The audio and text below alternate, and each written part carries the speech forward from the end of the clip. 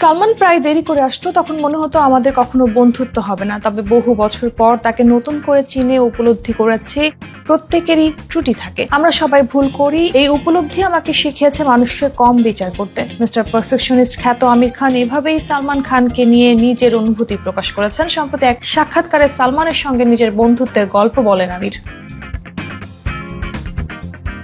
সাক্ষাৎকারে আমির জানান, রীনা দত্তের সঙ্গে বিচ্ছেদের পর তিনি মানসিকভাবে ভেঙে পড়েছিলেন। সে সময় প্রচুর মদ্যপান করতেন এবং নিজেকে সবার থেকে আলাদা করে রাখতেন।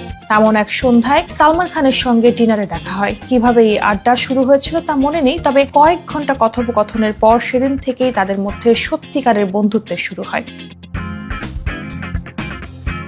আলাপের এক পর্যায়ে মজার একটি ঘটনার কথাও জানান আমির। কার্টার রোডে থাকা অবস্থায় একদিন বাইরে ভিড় দেখে তিনি নেমে আসেন। ভেবেছিলেন ভক্তরা তার জন্য অপেক্ষা করছে, কিন্তু নেমে দেখেন তারা অপেক্ষা করছে টাইগার শ্রফের জন্য। 3 খানের মধ্যে দীর্ঘদিনের তুলনা নিয়ে আমির বলেন, শীর্ষে থাকা ব্যক্তিদের মধ্যে তুলনা করাটা স্বাভাবিক, তা ক্রিকেট হোক বা সিনেমা।